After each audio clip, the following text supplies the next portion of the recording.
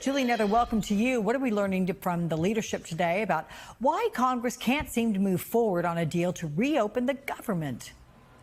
Well, if you were on the conference call that Speaker Johnson held with his members this morning, or you had someone talk to you who was on it like I did, you will know that most Republicans are in unison behind Speaker Johnson in his decision to keep Republicans away from Capitol Hill and out of Washington until, in Johnson's words, Senate Democrats reopen the government. That's because in the lower chamber in the House, Johnson already passed his bill, a 7-week extension of status quo government funding levels.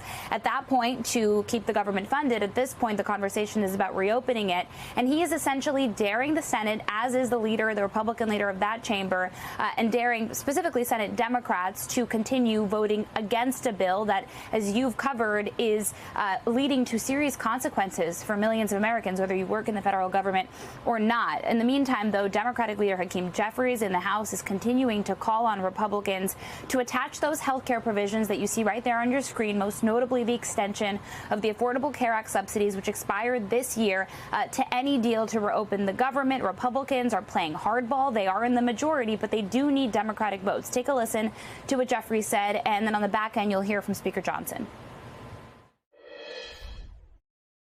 The White House and Republicans have gone radio silent since the Oval Office meeting on Monday. It's because they wanted to shut the government down, and they don't want to provide health care to everyday Americans. Republicans thought that we would back down as a result of their deepfake videos, threats, project cancellations, and lies.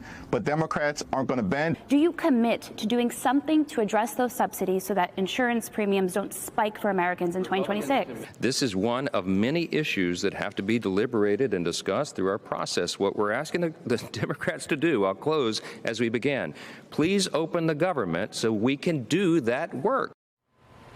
That is not an acceptable answer for Democrats. I pressed Chuck Schumer, the Democratic leader in the Senate, about it, and he said Johnson's not even here. His members aren't even here, and they refuse to negotiate with us.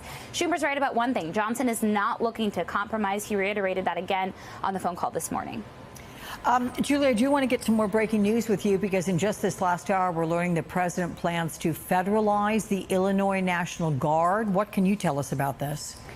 Yeah, Alex, we have not heard from the White House yet about this. I did reach out, but we did hear from the governor of Illinois, J.B. Pritzker, who posted a statement in part, if I can read it to you, saying, quote, this morning, the Trump administration's Department of War, of course, he's referring to the Defense Department, gave me an ultimatum, call up your troops or we will. It is absolutely outrageous and un-American to demand a governor send military troops within our own borders and against our will. Pritzker went on to say in the coming hours, the Trump administration intends to federalize 300 members of the Illinois National Guard. This is something the president has forecasted since at least early September that he wants to do, sending troops, federalizing the National Guard and sending them to Chicago, whether the Democratic governor there likes it or not. The president doing the same in other cities. Of course, here in Washington, D.C., we still see a presence of National Guard troops around the city. The president saying the crime is low now because of it. Of course, the mayor here had somewhat welcomed that development in Memphis last week. We saw federal agents from the DEA, the ATF, the FBI go down into that city